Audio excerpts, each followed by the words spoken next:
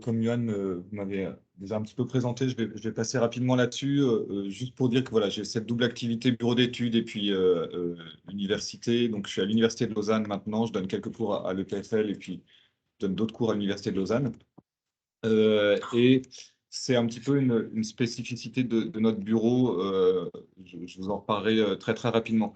Peut-être en deux mots sur le télétravail. Ça fait un petit peu de temps avec quelques collègues, on travaille sur cette question. Ça date de 2017, le premier projet de recherche qu'on a écrit avec le professeur Patrick Rera. Il a été accepté en 2020, 2 semaines après le début du confinement. On a reçu l'acceptation du projet. Donc évidemment, il fallait tout reprendre à zéro. Et donc c'est un projet universitaire qui va durer, en gros, il a commencé en janvier 2021 et il dure 4 ans. Donc on a une doctorante, Laura Hostetler-Macias, qui travaille avec nous et dont on co-dirige la thèse avec Patrick Rera. Au parallèle de ce projet de recherche et dans le cadre de notre activité bureau à Mobilhome, on vient de gagner un projet là, de l'Office fédéral des routes en Suisse qui a besoin de mieux comprendre l'impact du télétravail sur les transports, plus volet fréquentation, transport public et, et puis données routières. Euh, alors, on a eu après l'occasion de traiter ce sujet-là, parce qu'on fait beaucoup de travaux de prospective. Et évidemment, dès lors qu'on se tente à ce genre d'exercice, on est obligé de tenir compte, tant bien que mal, des modifications que le télétravail va apporter au niveau de la demande de mobilité. Deux mots sur le bureau d'études Mobilhome parce qu'il est un petit peu spécifique, mais pas le but de la séance, donc je vais aller relativement rapidement. C'est un bureau d'études qui est une spin-off du laboratoire de sociologie urbaine de l'EPFL, donc on est lié à ce laboratoire, donc qui est le laboratoire dirigé par Vincent Kaufmann, pour ceux qui le connaissent. On a créé ce bureau ensemble en 2015 avec Vincent. L'idée, c'était d'avoir une structure parallèle au laboratoire de recherche qui avait une temporalité qui permettait de répondre à des besoins qui sont souvent des besoins beaucoup plus court terme que ce qu'on traite dans un laboratoire de recherche. Donc, on a des temporalités plutôt 6 mois, 1 an, 2, 3, 4 ans. Et donc, quand on avait des demandes de 2 mois ou sur 2, 3 mois, en fait, on ne pouvait pas les accepter. Donc, ça nous a permis finalement de composer cette équipe-là avec une idée qui est celui de se positionner sur le champ des sciences sociales en lien avec les transports et la mobilité. Donc, on a des profils assez différents au sein de l'équipe. Donc moi, je suis ingénieur socio-économiste. On a des urbanistes, des géographes, une anthropologue, des sociologues, un architecte. J'ai dû oublier, mais en gros, vous avez compris l'idée. Maintenant, on est une douzaine. C'est d'essayer de couvrir un petit peu un large champ disciplinaire et puis pouvoir combiner nos approches, nos références par rapport à des demandes de recherche qui sont toujours très variables, dépendamment des personnes qui nous font ces demandes et dépendamment des thématiques plus précises au sein du champ des mobilités. Ce que vous pouvez passer, voilà. Merci. Donc, et ce que je disais tout à l'heure, c'est vraiment cette idée que on souhaite accompagner les collectivités avec une mission pour nous qui est celle de mieux prendre en compte les populations qui sont les destinataires des politiques qui sont mises en œuvre dans la vision stratégique qui est à la base de la politique qui est mise en place, mais aussi dans le suivi de la mesure, parce qu'on se rend compte, et le télétravail d'ailleurs est un assez bon exemple, on en reparlera, que les personnes ne s'approprient pas nécessairement ce qu'on met à leur disposition de la manière la plus simple, logique ou celle qu'on croyait. Et donc, on a besoin évidemment d'avoir un suivi de ce qu'on met en place pour voir finalement si les objectifs initiaux qu'on avait posés, ils sont atteints ou pas et comment on peut avoir des politiques publiques qui soient au moins aussi adaptables que ne le sont les gens. Et c'est un petit peu dans ce sens-là qu'on essaie de se positionner. Donc, on est vraiment parfois très en amont de la politique publique, parfois avec les acteurs publics dans la mise en place, dans la mise en œuvre et puis dans son adaptation au fil du temps. Et puis parfois dans des phases peut-être un petit peu plus prospectives, donc avec des travaux qui sont soit très quantitatifs, soit très qualitatifs. Mais je passe vite au télétravail parce que c'est un petit peu là-dessus que je suis censé parler. Je vous ai un petit peu parlé des deux contextes et notamment du projet de recherche, pardon, avec le Fonds national de la recherche scientifique, donc pour lequel on a réalisé une enquête, c'est tout en bas, auprès de 5100 personnes actives en Suisse. Donc, c'est une enquête récente. J'ai fait l'appurement et la pondération et j'ai fini il y a un petit mois. Donc, j'ai pas encore eu vraiment le temps de rentrer dans ces données-là. Il y a beaucoup de choses. C'est une enquête assez riche. Je vais vous en reparler après.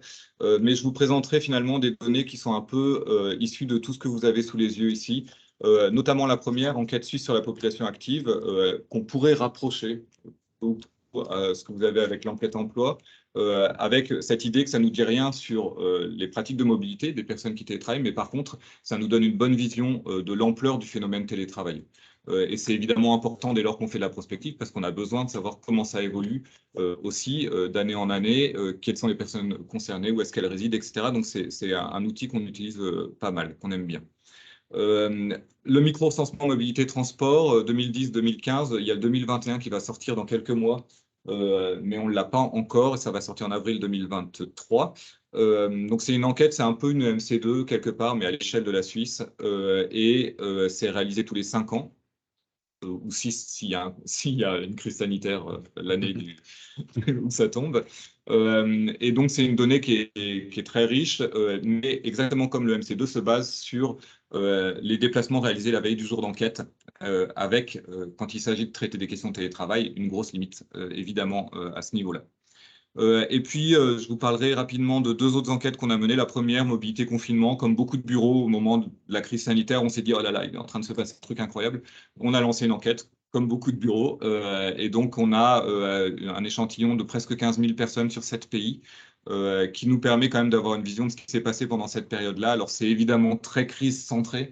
Donc, ça ne nous dit pas forcément grand-chose sur avant et après, mais c'était quand même quelque chose d'intéressant. Et puis, on avait un partenariat avec le CEREMA, d'ailleurs, par rapport à cette enquête, l'agence d'Urba à Bordeaux, à Strasbourg aussi, etc. Enfin bref, plusieurs partenaires qui nous ont soutenus avec des suréchantillonnages sur les territoires qui les intéressaient. Et puis l'enquête Covimob, donc c'est une enquête qu'on a menée avec le LAET, Laboratoire Aménagement Économie Transport, où j'avais fait ma thèse, donc j'ai gardé pas mal de bons contacts. Donc on a mené ça pour la métropole de Lyon qui nous avait mandaté, avec cette idée d'avoir un suivi post-crise de ce qui se passait au niveau du télétravail, mais aussi au niveau des reports modaux, qui étaient les 2 grands points qui étaient liés à la crise sanitaire qui s'était fait sur la mobilité. Et donc, on a utilisé l'enquête mobilité confinement dont j'ai parlé juste avant sur la métropole de Lyon comme temps zéro pendant la crise. Et puis après, on a fait 2 autres enquêtes fin 2020 puis 2021, tout début 2021. Donc, ça nous permet de voir un petit peu comment ça a bougé. Donc, voilà un petit peu les sources sur lesquelles je vais me baser. Je dirais il y a que la dernière, celle du télétravail, sur le télétravail financé par le Fonds national de la recherche scientifique, qui nous semble approcher un peu mieux les questions d'impact du télétravail sur la mobilité, au sens où, bah, d'abord, c'est nous qui avons écrit le questionnaire, donc on l'a écrit comme on voulait, évidemment. Et en fait, ce qu'on a fait, c'est que donc c'est une population représentative des actifs suisses, donc qui télétravaillent ou pas. Donc on a quelque part un échantillon de tampons. Et puis pour ceux qui télétravaillent, je vous montrerai quelques résultats tout à l'heure. On leur a demandé une description détaillée des déplacements réalisés le dernier jour où ils sont allés sur leur lieu de travail et le dernier jour où ils ont télétravaillé. Et en fait, alors ça nous a permis d'éviter un recueil d'informations sur une semaine complète qui était l'alternative peut-être encore plus précise et plus intéressante, mais ça nous permettait d'avoir un questionnaire qui était plus court et assez facile à comprendre et donc à remplir pour les personnes concernées. On pourra revenir un petit peu sur cette source si ça vous intéresse. Alors, quelques éléments d'abord par rapport à la crise. Je passerai très vite, mais pour nous, ça a été une expérimentation comme ma journée sans ma voiture, sauf que là, c'était une journée en télétravail, puis ça a duré quelques mois.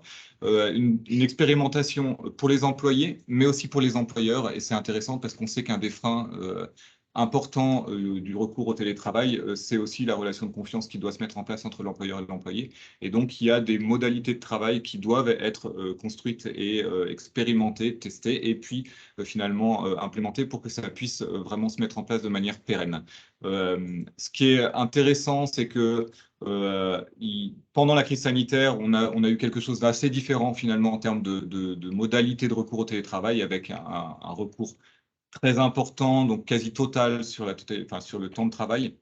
ce qui ne correspond pas à la pratique, au recours du télétravail tel qu'il existe avant la crise et tel qu'il existe un peu plus aujourd'hui, c'est-à-dire une majorité de gens qui le font à temps partiel. Je pense que vous êtes bien placé ici pour le savoir. Je pense que vous êtes à peu près tous dans des situations avec des emplois télétravaillables, pardon. Et donc, ce qu'on a remarqué, c'est que très vite, dès que les contraintes s'amenuisaient, en fait, on retrouvait une forme de télétravail qui était plus proche de ce qu'on connaissait avant la crise, et aussi des profils, ça c'est intéressant, de télétravailleurs assez proches de ceux qu'on avait avant. Ça veut dire que les néo-télétravailleurs, avec la crise sanitaire, ressemblent quelque part à ceux qui étaient déjà en position de télétravail, et c'est la raison pour laquelle nous on considère que c'est vraiment une accélération du recours au télétravail globalement, plus que finalement un changement total ou important. Un changement de paradigme, ce n'est pas vraiment le cas. On peut considérer que cette hausse du télétravail, elle est plutôt pérenne. Alors, ça dépend des territoires. Il y a des chiffres qui sont, évidemment, on manque de recul, hein, et on est en plein dedans. Mais a priori, en tout cas sur le territoire suisse, c'est très évident. Il y a eu des organisations qui se sont mises en place, des équipements. Les gens se sont équipés personnellement. Parfois, c'est leur structure, leur employeur qui a financé les équipements. Et en fait, ces financements-là, quand je parle d'équipements, ça peut être ça, des ordinateurs, mais c'est aussi des équipements en soft avec des réseaux, des clouds qui vont être sécurisés, des éléments qui permettent l'échange d'informations et qui font que, une fois que tout ça s'est mis en place, les gens ont investi là-dedans. C'est comme quand on achète sa voiture, après on l'utilise. Là, voilà, les gens se sont équipés. C'est aussi un marqueur de quelque chose qui se met en place sur du temps plutôt moyen, long terme. Ce qui est intéressant aussi, c'est la multiplication du recours aux conventions de télétravail. Et ça, s'il y a bien une différence entre le télétravail avant la crise et le télétravail après la crise, c'est peut-être à ce niveau-là qu'il est. C'est-à-dire que on était dans un cadre très très informel d'exercice du télétravail globalement avant la crise sanitaire, et en fait ce qui se met en place aujourd'hui c'est beaucoup plus formel parce qu'on a aussi pas mal d'administrations publiques qui se mettent dedans, beaucoup de très grosses structures qui veulent avoir la main sur ce qui se passe. Vous voyez ici un petit peu avec les données de l'enquête suisse sur la population active l'augmentation qui continue du recours au télétravail, donc depuis la crise et donc après 2020. Cette expérimentation, je vous le disais tout à l'heure, vous le voyez ici, vous pouvez regarder de manière plus claire. Donc, vous avez T0, on est en pleine crise sanitaire, on est au mois d'avril 2020, et puis T1, on est un petit peu plus loin, on doit être en juin. Donc, on est en mars pour la première et en juin sur la deuxième, 2020 les deux. Et vous voyez en fait que avec les restrictions très fortes pendant la première période, vous avez la part de personnes qui télétravaillent uniquement qui est très élevée par rapport à ceux qui télétravaillent à temps partiel. Ça se réinverse très vite dès que les restrictions se relâchent. Vous le voyez ici sur le graphique de droite. Ce qui est intéressant aussi, c'est que ce graphique-là, il nous donne quelque part une idée imparfaite, mais quand même intéressante, du volet télétravaillable des emplois occupés par les gens. Et vous voyez que les gens qui résident dans les centres-villes sont plus nombreux à avoir des emplois télétravaillables que ceux qui sont dans les autres territoires. Et donc, on le voit sur la première phase. Par contre, ça se réduit derrière parce que finalement, la pérennisation de cette pratique-là, elle va intéresser un petit peu plus quand même les gens qui habitent loin de leur lieu de travail. Et même si ce n'est pas systématique, on a un petit peu plus de distance en général parcourue par les gens qui habitent donc, dans la métropole hors Lyon-Villeurbanne et dans le Rhône hors métropole de Lyon. Ce qui est intéressant par rapport à tout ça, c'est de prendre du recul sur ce qui se passait. C'était la raison pour laquelle nous, on avait écrit ce projet de recherche à la base avec Patrick Réra. C'était d'essayer de mieux comprendre ce qui se passait pour les personnes qui télétravaillaient. La première surprise et ce qui avait suscité notre intérêt, c'était de remarquer que les personnes qui télétravaillent habitent plus loin de leur lieu de travail que les personnes qui ne télétravaillent pas. Donc ça, c'est vrai en Suisse, c'est vrai en France, c'est vrai en Angleterre, et la plupart des articles, si ce n'est tous scientifiques sur le sujet, le montrent. Mais quand on dit ça, on dit rien, en fait, parce que le but du jeu, c'est de savoir si les gens télétravaillent parce qu'ils habitent loin, ou est-ce qu'ils habitent loin parce qu'ils télétravaillent. Donc le sens de la causalité va évidemment tout changer, parce que si les gens vont habiter loin parce qu'ils télétravaillent, on peut s'attendre à des effets rebonds très importants dès lors que la pratique du télétravail va se généraliser. Si c'est l'inverse, c'est plutôt intéressant, c'est-à-dire qu'on va éviter non seulement une partie des déplacements, mais on va en plus éviter ceux qui sont plutôt les plus longs. Donc c'est quand même intéressant.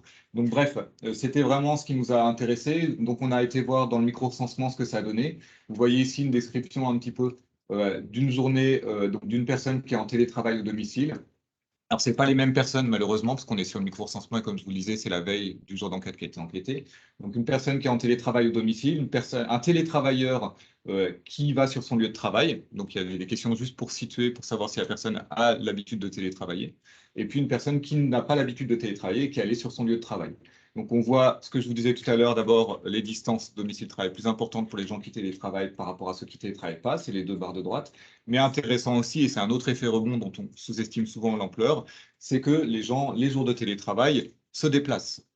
Donc, ils se déplacent peut-être peu, mais ils se déplacent. Et donc, en fait, ça va finalement amenuiser ce qu'on gagne en termes de déplacement évité, déplacement pendulaire évité grâce au télétravail. Donc, c'est quelque chose qu'on doit prendre en compte. L'enjeu, et ce qui est vraiment important, et finalement, c'est ce qui fait que le télétravail a plutôt des impacts positifs côté Suisse, plus qu'en France ou en Angleterre, c'est que les gens qui télétravaillent, donc certes, ils habitent plus loin que ceux qui ne télétravaillent pas, mais ils ont un usage du train qui est beaucoup plus important. Alors, on peut le dire de plein de manières différentes. D'abord, ça, je vous montrerai après, le télétravail au domicile va avec le télétravail itinérant. Donc, si vous télétravaillez au domicile, bah, finalement, vous avez des équipements, encore une fois, ça, qui vous permettent de travailler pendant votre temps de transport, donc d'autant plus s'il est long. Et puis, on sait de toute façon qu'il y a un lien entre l'usage du train, notamment pour les longues distances. Plus la distance et le temps de déplacement pendulaire est long, plus l'usage du train va être élevé. Ça, c'est quelque chose qu'on remarque de manière très globale. Et donc, ça s'applique ici de manière un petit peu mécanique au télétravail. Plus généralement, ça transforme les besoins des actifs et leur rapport au territoire de résidence.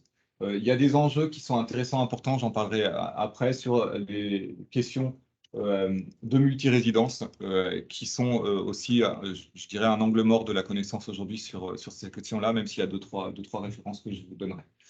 Donc, du coup, on peut passer. Alors voilà, là on est dans l'enquête donc du Fonds national de recherche scientifique, donc celle qui est très récente. Alors c'est pas facile à lire, je m'excuse.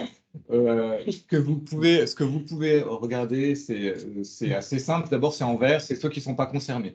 Donc les deux grosses barres vertes, c'est ceux qui télétravaillent dans un pied-à-terre à proximité de leur lieu de travail. Et puis celle de droite, c'est ceux qui télétravaillent dans une résidence secondaire. Donc évidemment, tout le monde n'a pas ni un pied-à-terre ni une résidence secondaire, donc on a une part importante de gens non concernés.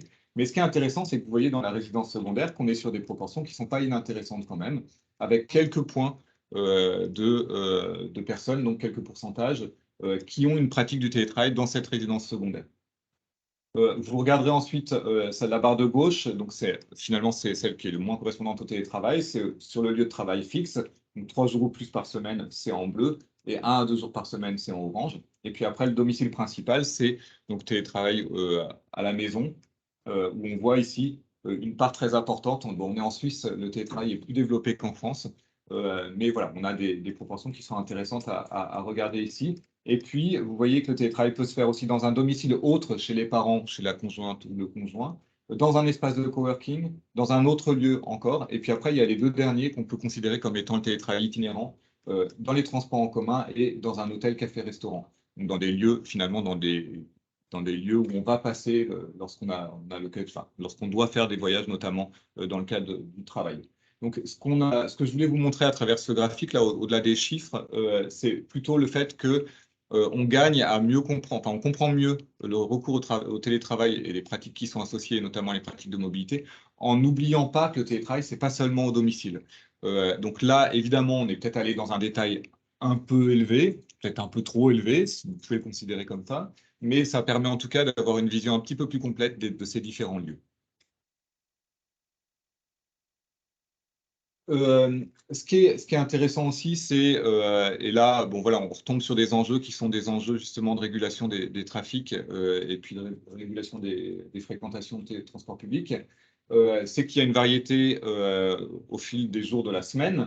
Ce que vous regardez, ce que vous pouvez voir ici, et c'est quelque chose qui me semble important, c'est bien comprendre que s'il y a moins de monde dans les transports le vendredi, c'est pas seulement parce que les gens télétravaillent plus, même si c'est déjà vrai, c'est aussi parce que les gens qui sont à temps partiel ont tendance à être moins en situation de travail ces jours-là. Donc les deux phénomènes viennent s'additionner et c'est ce qui fait qu'on a une part des gens qui vont sur leur lieu de travail principal le vendredi qui est de 56%, pardon, des actifs enquêtés, alors que les autres jours, on est plutôt autour de 63, 66%, le mardi notamment. Voilà. Alors, quelques autres résultats liés à donc l'enquête Covimob avec le LAET. Donc, je passe rapidement, mais c'est une manière d'abord de vous montrer dans les chiffres ce qu'on observe, et puis après, je vais faire quelque chose de plus systématique sur ce que dit la littérature, sur ces différents points. Sur les freins, parce que dès lors qu'on travaille sur le télétravail, on a tendance à se dire que c'est quelque chose qui va évidemment révolutionner la mobilité, nos rapports au travail, au lieu de travail, aux espaces qui nous entourent, etc. Mais il ne faut pas oublier qu'il y a une partie des gens qui ne sont pas concernés, une partie des actifs qui ne sont pas concernés par la pratique du télétravail. Donc, vous le voyez, c'est le premier frein. Mon activité ne peut pas s'exercer, ne pouvait pas s'exercer en télétravail. Ça dépend évidemment des secteurs d'activité et puis des profils d'emploi. Mais il y a encore d'autres freins qui continuent d'exister. Mon employeur n'était pas d'accord. Je ne souhaite pas télétravailler. Il y a aussi des gens qui ne veulent pas télétravailler.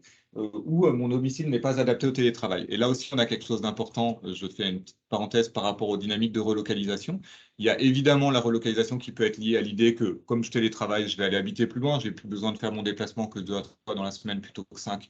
Donc, je suis prêt à faire des distances ou des temps plus importants. Mais il y a aussi l'idée, je vais aller habiter dans un endroit où la pression peut-être sera moins forte sur les prix du foncier immobilier, je vais avoir plus grand et je vais avoir un espace, je vais chercher un logement dans lequel il y a un espace de télétravail. Et donc ça, c'est intéressant parce que du coup, ça va plutôt être quelque chose qui va être associé à un espace moins dense pour avoir justement un espace dédié pour télétravailler. Dernier point par rapport au discours. Alors, je vous en ai mis 5 ici. Là, on est revenu dans l'enquête du Fonds national de recherche scientifique où on voit un petit peu les réactions des enquêtés par rapport à un certain nombre de propositions qu'on leur a fait. Donc, le télétravail permet de prendre en charge plus de tâches domestiques. Alors, il y en a voilà, 73% à peu près qui sont d'accord avec cette proposition. Alors, il y en a d'autres que j'ai pas mis là, hein, mais il y en a pas mal aussi qui considèrent que ça permet de gagner du temps de sommeil. Donc, c'est pas non plus une activité qui va être investie nécessairement dans quelque chose de forcément productif. Ça va pas être forcément au service de la conciliation vie privée, vie professionnelle ou pour la vie professionnelle. Ça peut être aussi juste sur du bien-être général de la personne. Les voyages privés peuvent être combinés avec du télétravail pour des séjours plus longs. Là, on touche quelque chose qui me semble important, c'est que, alors, on est sur il y a, évidemment, quand on parle impact du télétravail sur les mobilités, il y a plusieurs formes de mobilité, et là, on est sur une forme de mobilité qui est beaucoup moins euh, répétée au fil des jours de la semaine, sur quelque chose de plus occasionnel, mais qui va être quand même important, c'est qu'on va pouvoir envisager, et puis il y a des chaînes, notamment en Suisse, dans les régions montagneuses, qui ont bien compris ça et qui offrent des séjours sur 3, 4, 5 jours, mais avec des conditions de télétravail dans les éléments qui sont proposés pour que vous alliez à la montagne, pas seulement le samedi, dimanche, mais aussi le vendredi et le lundi, en télétravaillant sur 4 jours, c'est plutôt agréable. Puis comme ça vous fait 3-4 heures pour y aller, bah, finalement, vous ne vouliez pas le faire sur 2 jours, mais sur 3-4 jours, vous êtes prêt à le faire. Donc là aussi, on a des intérêts à mieux comprendre ce qui se passe et il y a des enjeux en termes de mobilité de loisirs, pareil, pour le coup, qui sont assez mal étudiés, mal connus. Télétravail a un impact négatif sur votre santé. Là encore, l'idée, c'est de vous ouvrir à cette question-là. Impact sur la santé, je pense qu'il y a des vrais enjeux. Donc avec une part non négligeable des gens qui ne bougent pas pendant leur journée de télétravail, qui restent chez eux, qui ne sortent pas, voilà, qui en tout cas, on le voit, hein, c'est pas énorme, mais c'est quand même près de 40, c'est un peu plus de 40% des gens qui considèrent qu'effectivement, ça pourrait avoir un impact sur leur santé. Et on voit d'ailleurs les pratiques de mobilité, les jours télétravaillés qui évoluent au fil de l'incorporation de cette pratique du télétravail dans nos habitudes, avec des gens qui s'étaient mis en place pendant la crise, notamment des sorties quotidiennes. Et puis tout d'un coup, bah, enfin au fil du temps plutôt, pas tout d'un coup, mais au fil du temps, bah, ils sortent plus vraiment, ils sortent plus, ils ont plus cette habitude-là. Et puis voilà, ça peut poser des questions en termes de santé. Sur l'avancement professionnel, ça c'est une question que je trouve intéressante aussi parce que c'est pas forcément la hiérarchie qui va vous dire non, non, vous télétravaillez pas, vous venez sur votre lieu de travail. Ça peut être vous aussi qui vous mettez une pression ou en tout cas une attention sur le fait d'être au travail pour des questions qui peuvent être liées évidemment à la qualité de vie au travail, travail collectif avec vos collègues, etc., mais aussi par rapport à des enjeux de carrière qui peuvent aussi exister. Puis dernier point, si vous changez d'employeur, donc on est sur une vision un peu plus prospective, la possibilité de télétravailler, est-ce que ce serait important pour vous? Et vous voyez le résultat. Pour le coup, on est sur des proportions qui sont élevées d'adhésion à cette proposition. Ça donne à voir quand même cette orientation globale de la population plutôt favorable à l'idée de pouvoir télétravailler. Alors, tout ça, ça nous permet de prendre un petit peu de recul par rapport à cette pratique du télétravail et ses impacts sur la mobilité. Je vous ai proposé cette définition-là, il y en a plein. Celle-là, je l'aime bien parce que c'est cette idée d'une indépendance que le télétravail offre vis-à-vis du temps de travail et de l'espace, du lieu d'exercice de l'activité travail. Je trouve ça intéressant parce que si on reprend tout à l'heure ce que je vous expliquais sur les dynamiques de relocalisation, on peut se dire que le télétravail, il ne permet pas forcément d'aller habiter plus loin, il peut juste simplement alléger la contrainte de proximité domicile-travail. Peut-être vous étiez déjà éloigné de votre lieu de travail et que finalement, c'est quelque chose que vous viviez plus ou moins bien, mais le télétravail va vous permettre de mieux le vivre et donc peut-être de pérenniser cette distance. Donc c'est peut-être plutôt dans ce sens-là qu'il est intéressant de regarder le télétravail. Il y a l'utilisation évidemment des outils informatiques et numériques sur lesquels je ne reviens pas. Trois formes de télétravail, donc on est reparti. Alors c'est une pratique ancienne le télétravail, donc ça nous permet d'avoir des références parfois anciennes, même s'il y a des choses qui ont évolué. Donc télétravail à domicile dans des tiers-lieux ou itinérants nomades. J'en ai parlé. Je rajouterai, je l'ai mis en petit gris là, les questions de visioconférence ou de vidéoconférence. On est là encore sur quelque chose qui est assez mal connu et pourtant qui a un impact sur les mobilités. Donc ça s'est vraiment généralisé fortement. Les outils ont évolué beaucoup et leur usage a explosé pendant la crise sanitaire. Et ça peut impacter, alors du coup on est moins sur un impact sur les mobilités pendulaires, mais on a un impact sur les voyages et les mobilités plutôt longue distance liées à l'exercice de l'emploi, liées au travail. Et cet enjeu-là, il est important notamment pour le secteur ferroviaire, avec des trafics post-crise qui ont du mal à retrouver les situations d'avant-crise, alors que sur d'autres échelles, on arrive un peu mieux à les retrouver. Donc là, il y a sans doute quelque chose à faire. SNCF n'a pas de vision claire sur l'impact du télétravail sur leur trafic, pour en avoir discuté avec eux. Les CFF côté suisse, c'est pareil. Et donc voilà, ça fait partie, à mon avis, des choses qu'il faudra un petit peu mieux comprendre, sachant que, voilà, oui, je reviendrai plus tard. Le télétravail s'inscrit dans un cadre informel, j'en ai déjà parlé, ça c'était avant la crise sanitaire, c'est moins vrai aujourd'hui. Et puis télétravail et flexibilité du temps de travail vont de pair. Ça, c'est quelque chose qui est intéressant au sens où la pratique du télétravail peut vous permettre finalement d'éviter l'heure de pointe. On pense souvent aux télétravailleurs, puis c'est sans doute pas pour rien, qui habitent loin de leur lieu de travail et qui vont donc ne pas aller télétravailler le jour 2. 1 ou 2 jours par semaine, par exemple. Mais on peut aussi penser à des télétravailleurs qui peuvent être relativement proches ou un peu plus proches de leur lieu de travail et qui vont utiliser cette possibilité de télétravailler juste pour éviter les heures de pointe, avec une flexibilité du temps de travail, la possibilité finalement de commencer la journée chez eux, puis de faire le déplacement à 10 heures ou 11 heures, par exemple, et de revenir. On voit ça beaucoup en Suisse, enfin beaucoup, j'exagère, on le voit un peu en Suisse, parce qu'on a notamment des problèmes en zone plutôt dense, dans les transports publics avec des fréquentations extrêmement fortes et des conditions de déplacement du coup, qui sont assez dégradées. Et donc des gens qui vont plutôt qui vont chercher à éviter les heures de pointe pour avoir des conditions de déplacement qui vont être meilleures. Alors, les différents points sur lesquels j'ai essayé de faire le point sur ce qu'on savait, c'est ces points-là.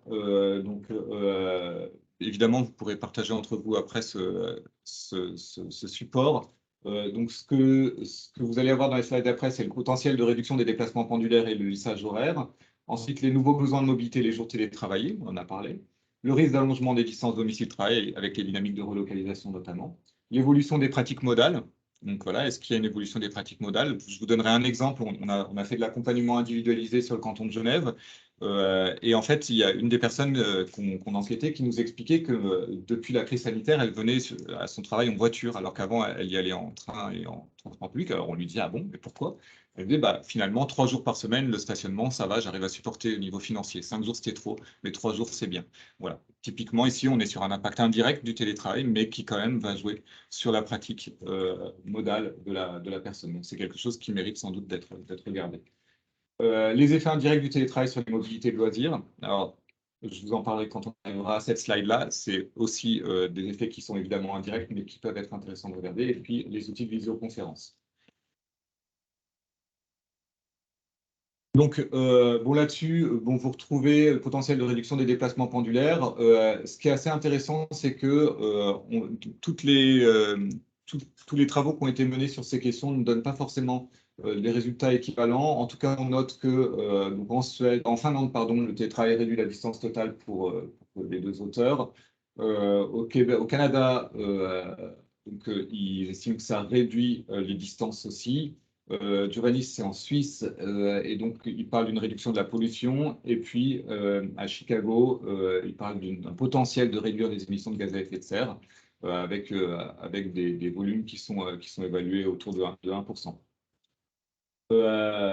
Donc, globalement, il semble que sur certains des travaux qui ont été réalisés, il y ait une limitation des déplacements pendulaires permis par le télétravail, mais c'est des choses qui ne ressortent pas chez tout le monde. Et en fait, on remarque que il y a des travaux, notamment en Angleterre, qui ont été menés, et puis en Suisse, où on se rend compte que globalement, à l'échelle de la semaine, les télétravailleurs se déplacent plus que les non-télétravailleurs.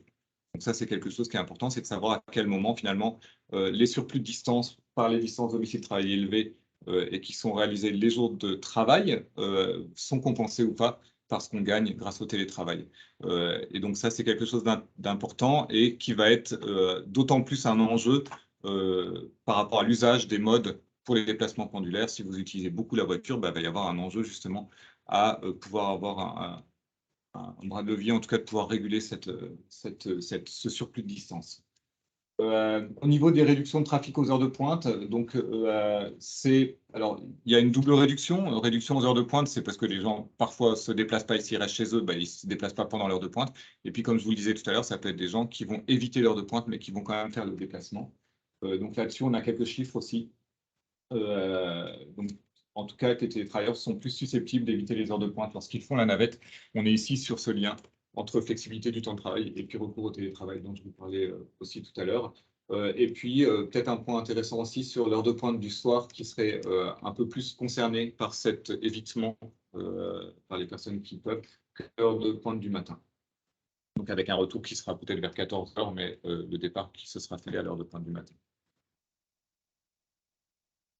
Donc les jours télétravaillés, donc évidemment il y a des déplacements qui sont réalisés. Vous avez sans doute vu la publication de l'ADEME sur les différents effets rebonds liés au télétravail. Il y avait donc, plusieurs effets rebonds qu'ils ont mentionnés qui concernaient ces nouveaux besoins de mobilité les jours télétravaillés, notamment, pour vous donner aussi un autre exemple, les déplacements en étoile pour accompagner les enfants, alors qu'on le fait sur le trajet de domicile-travail habituellement quand on va sur le lieu de travail. Bon, bah là, si on télétravaille, on va faire l'aller-retour chez soi. Donc c'est pareil là-dessus, ça régénère un déplacement.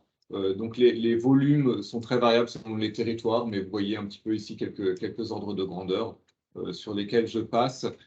Si ce n'est peut-être qu'il y a un enjeu pour le coup par rapport à ces dynamiques de relocalisation dont on parlait tout à l'heure. Si les gens se relocalisent plutôt dans des zones périurbaines, rurales ou de montagne, il y a un risque de dépendance automobile plus forte de ces territoires et donc d'usage de la voiture plus important pour ces déplacements-là. Donc, c'est quelque chose qu'il faut prendre en compte aussi, évidemment. C'est évident, mais c'est aussi là qu'il faut bien se dire que si on veut à un moment donné avoir une intervention en termes de politique publique, c'est un problème de transport peut-être, mais la solution, ce sera beaucoup une solution d'aménagement des territoires, d'être capable de réguler l'installation des télétravailleurs dans des zones qui sont très peu desservies, qui sont très dépendantes à la voiture, parce qu'on sait que du coup, c'est finalement un repli sur la voiture qui se fera.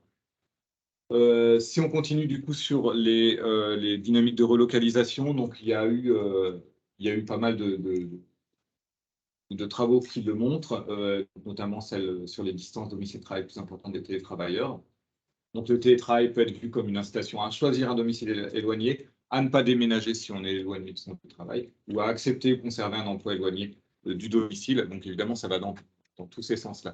Ça milite, si on a besoin ou on a envie de mieux comprendre ces dynamiques-là, d'avoir quelque chose, d'avoir des biographies résidentielles, des biographies de mobilité et des biographies professionnelles qu'on met sur un même plan, qui nous permettent de voir un petit peu à quel moment les choix de localisation résidentielle par rapport au lieu d'emploi connu ou de soit d'emploi par rapport à une localisation résidentielle fixée, ben, ça nous permet de mieux comprendre justement à quel moment s'est fait le choix et d'essayer de voir si à ce moment-là, il y avait un enjeu télétravail. Donc, par contre, en termes de recueil de données, c'est exigeant.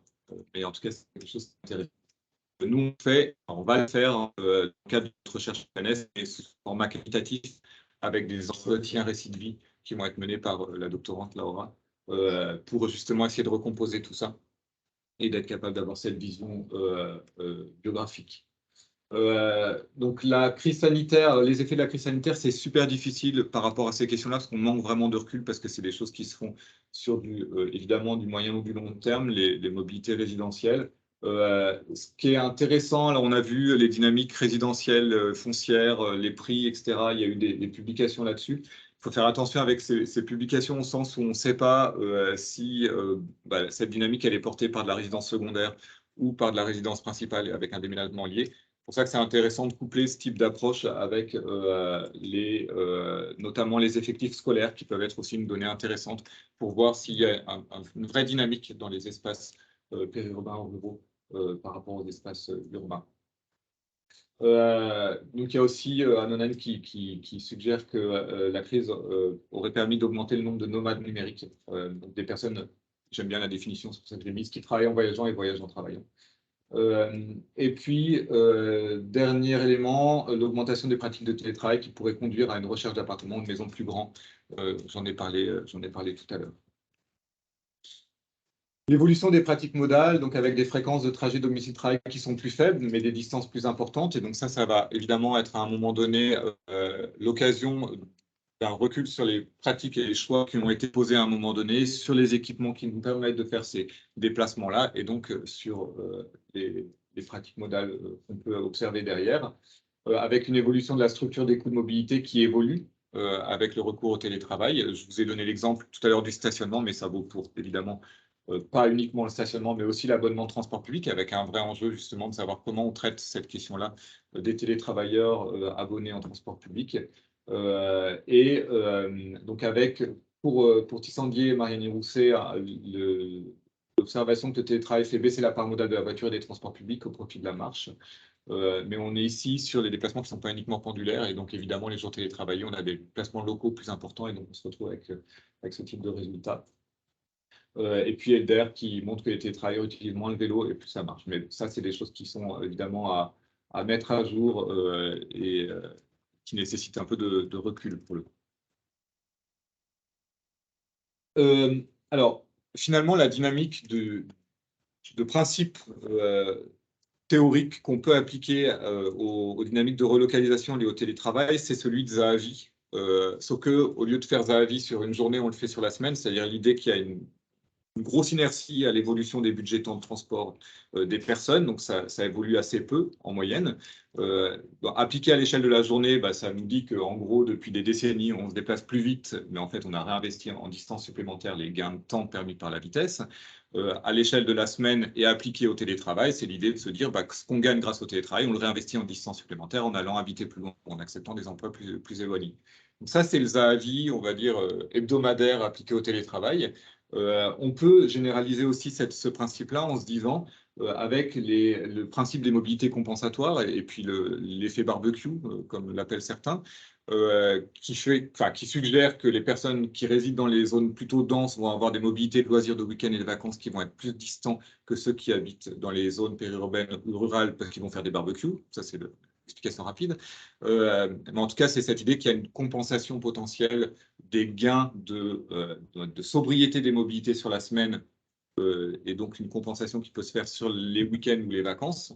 Et en fait, cette dynamique-là, on peut l'appliquer au télétravail. Alors, on est vraiment à l'état d'hypothèse ici, en se disant que si les gens se déplacent moins pour leur travail et qu'on a toujours cette inertie globale à l'échelle de la semaine ou même une échelle plus large, les gens vont avoir une ouverture au déplacement de loisirs plus important le week-end ou voire même le soir et pendant les vacances. Donc, on peut se poser des questions sur l'impact indirect du télétravail sur les mobilités de loisirs.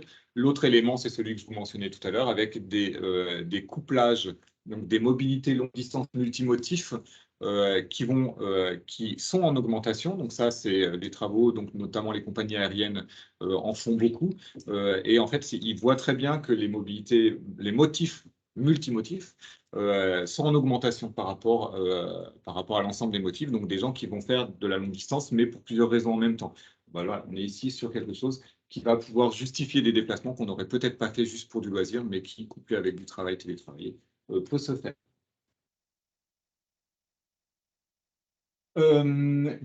On arrive aux questions d'outils de visioconférence. Je vous disais tout à l'heure, c'était peu traité dans la littérature. On trouve quand même des choses, il faut chercher, il faut gratter, hein.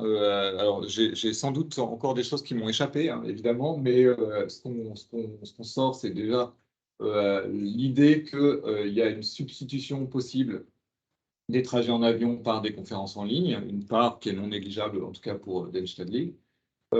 Et puis, on remarque pour les deux autres qu'il y a donc plus de la moitié des personnes qui mentionnent que l'usage des outils de vidéoconférence génère une réduction de leurs déplacements pour le premier. Et puis pour le deuxième, on considère que du point de vue des transports, ça restera une option majeure, la visioconférence, diminuant la demande de transport à des fins professionnelles.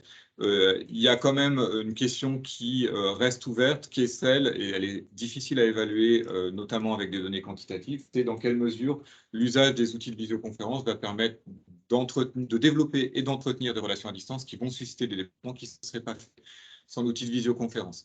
Donc, c'est évidemment difficile à évaluer, mais c'est quand même un élément qu'il faut avoir en tête quand on traite cette question-là pour traiter correctement ce potentiel effet rebond aussi.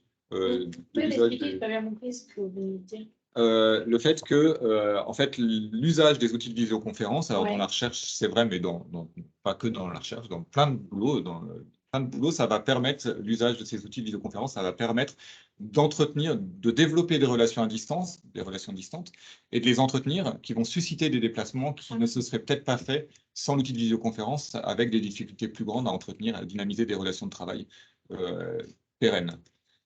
Donc c'est encore une fois, là, il y a pas, moi, j'ai pas trouvé de truc chiffré qui nous disait ça, mais c'est quelque chose c'est toujours intéressant au moins de poser l'hypothèse d'un risque d'effet rebond à ce niveau-là, et puis après, on voit dans quelle mesure on est capable de le tester.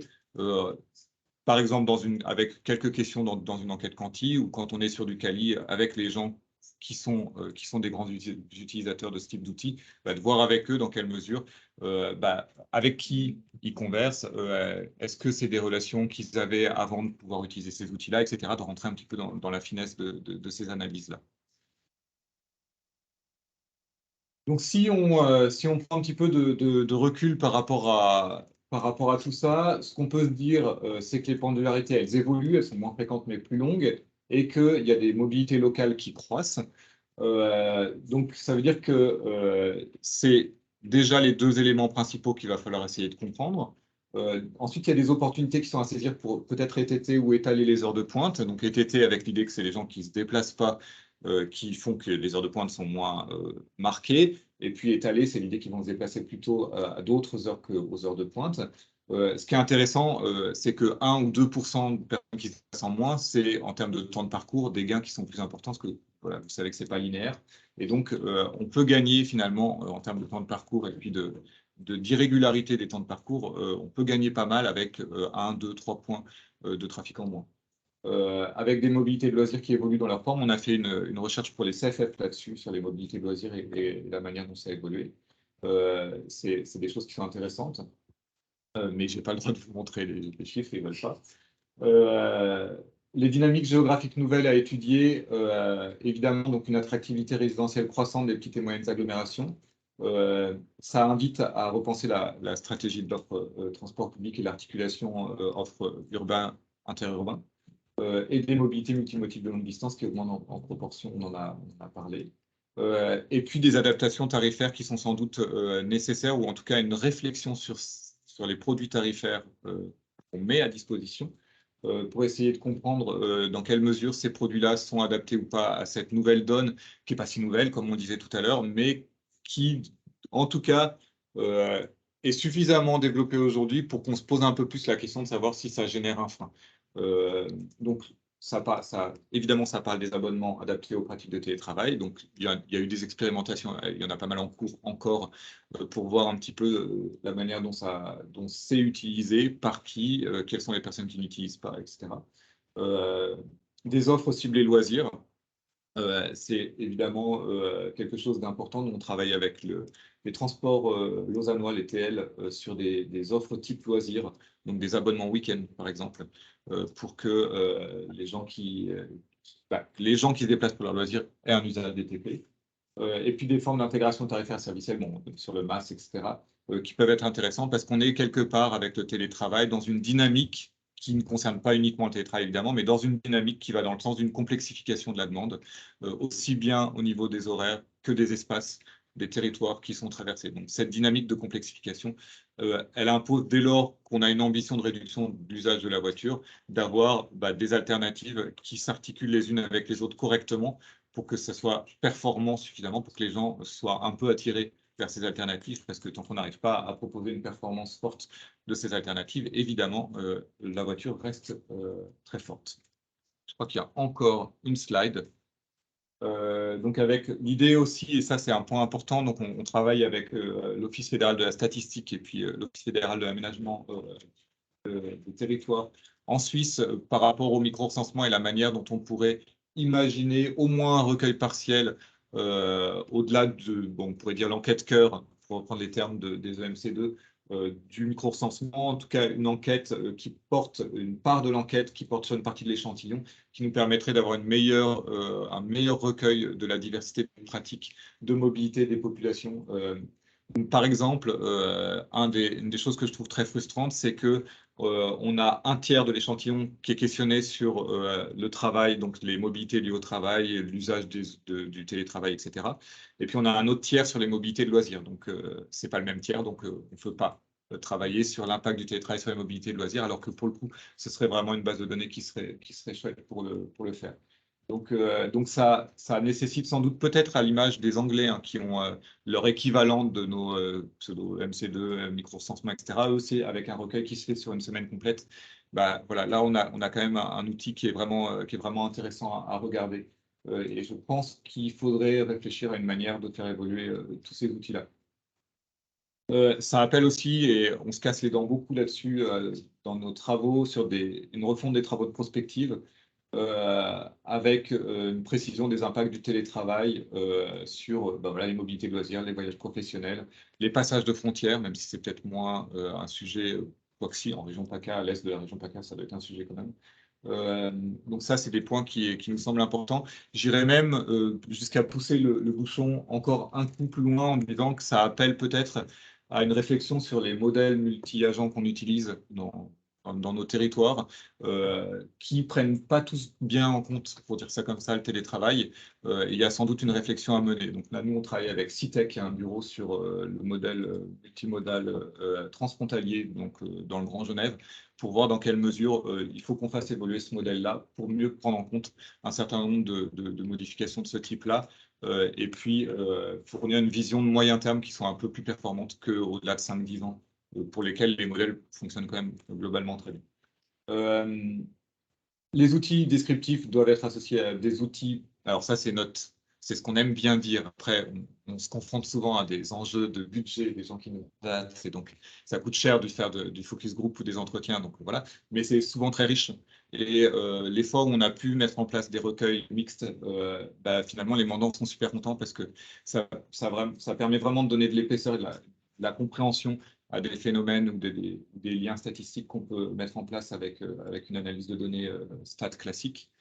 Et puis un monitoring qui est souvent utile. Voilà, je crois que j'ai fait le tour pour le coup de ce que je voulais vous dire en préambule. Et puis maintenant, je pense qu'on peut discuter. Parfait.